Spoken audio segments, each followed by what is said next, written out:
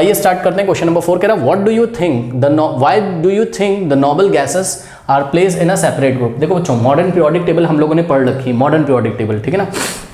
Modern periodic table में group number 18 अगर आप देखेंगे, ठीक है ना, जिसको हमने याद किया था हीना, नीना और करीना, फिर का को लिख के हम लोग साइड में काट देते थे, हीना, नीना और करीना का, जेरोक्स, रंगीन, ठीक है ना।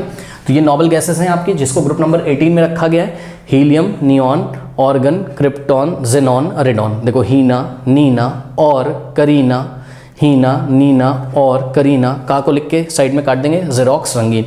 हीना मतलब हीलियम, नीना मतलब नियॉन, और मतलब AR मतलब ऑर्गन, करीना मीन्स क्रिप्टॉन, ठीक है। एक्सी का मतलब जेनॉन, RN मतलब रेडॉन, ठीक है ना। जेरोक्स मीन्स एक्सी, एक्सी मतलब जेनॉन, रेडॉन। तो बहरहाल ये नोबल गैसेस होती थी, याद करिए। यहाँ पर आपको 3 ही गैसेस के बारे में पढ़ना था। हीलियम का एटॉमिक नंबर 2 होता है, नियॉन का एटॉमिक नंबर 10 होता है और ऑर्गन का होता है 18, ठीक है। और क्रिप्टॉन और जेनॉन, ठीक है, इसके बारे में हम चर्चा नहीं करेंगे बिकॉज एटॉमिक नंबर 20 तक ही हमको क्लास 10th में कराया गया है। अब देखो जरा ध्यान से बच्चों, हीलियम का जो इलेक्ट्रॉनिक कन्फिगरेशन होता है 2 होता है, ठीक है। नियॉन का होता है 2,8, ठीक है ना, और ऑर्गन का होता था 2,8,8। याद करिए, ऑर्गन का एटॉमिक नंबर 18 है, तो 18 का इलेक्ट्रॉनिक कन्फिगरेशन 2,8,8। तो ध्यान से बच्चों चेक करो जरा, ये देखो ये K शेल हो गई, यहाँ L शेल और ये M शेल, ठीक है।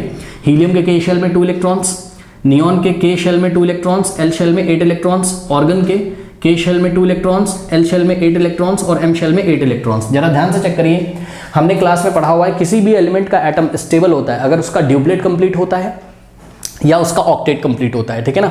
तो ड्यूप्लेट कंप्लीट होने का क्या मतलब है? ड्यूप्लेट कंप्लीट तो एक ही का ही होता है, वो कौन होता है? हाइड्रोजन, या तो सॉरी, ड्यूप्लेट केवल एक ही नोबल गैस का कंप्लीट होता है, वो कौन है? हीलियम। और दूसरा एलिमेंट आपका हाइड्रोजन, जिसका ड्यूप्लेट कंप्लीट करने की वो कोशिश करता है, ठीक है ना। तो ध्यान से चेक करिए, अगर हीलियम के पास एक ही शेल है, K शेल, और उसमें अगर 2 इलेक्ट्रॉन कंप्लीट है तो हीलियम स्टेबल है।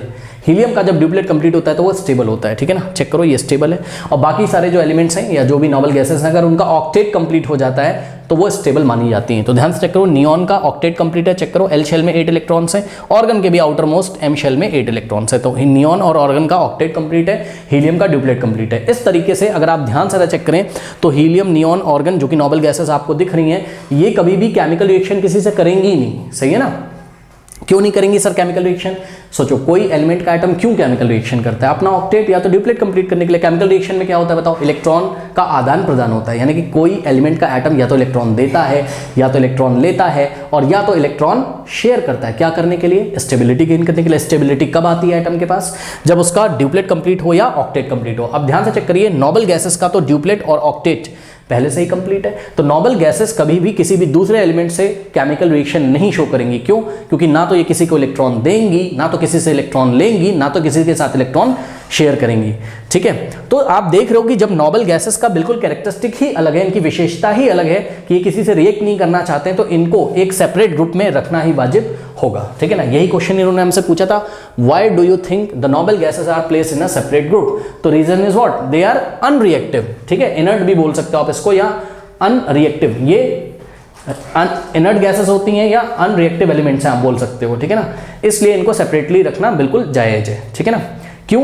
रीजन बता दीजिएगा। क्योंकि इन गैसेस का आउटर मोस्ट शेल कंप्लीट रहता है, चाहे ड्यूप्लेट के फॉर्म में कंप्लीट हो, चाहे ऑक्टेट के फॉर्म में कंप्लीट हो। कोई डाउट है बताइए?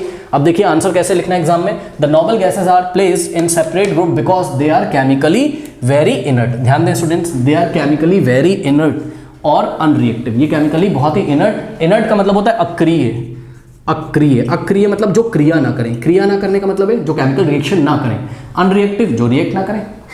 रीजन क्या है? Having completely filled outermost shell, okay. और एक चीज आप और लिख सकते हो कि ऑल्सो दे शो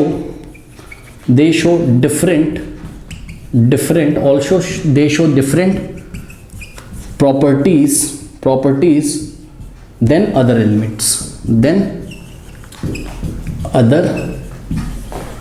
एलिमेंट्स, ठीक है ना। अब ये क्या चीज़ आपने आपको लिख दी? सुनिए जरा ध्यान से, आप यहाँ शब्दों पे ध्यान दीजिए। हमने यहाँ लिखाया है because they are chemically very inert. ये अक्रिय होती हैं, इसका मतलब ये नहीं कि ये रिएक्शन नहीं करती हैं। आप क्लास 11th और 12th में जाओगे तो आप देखोगे कि आप जेनॉन की केमिकल रिएक्शन पढ़ोगे बच्चों, जेनॉन फ्लोरीन से रिएक्शन कर देता है, ठीक है ना। तो इसलिए हम नीचे बात नहीं कर रहे हैं अभी ज़्यादा डिटेल में, ऐसा नहीं कि ये रिएक्शन नहीं करते हैं, बहुत ही एक्सट्रीम कंडीशन में रिएक्शन करते हैं, वो आप क्लास 11 में पढ़ोगे, बात समझ में आई कि नहीं। और इन गैसेस की बच्चों आप केमिकल प्रॉपर्टीज भी क्लास 12 में पढ़ेंगे, यस क्लास 12 में पढ़ेंगे, ठीक है ना।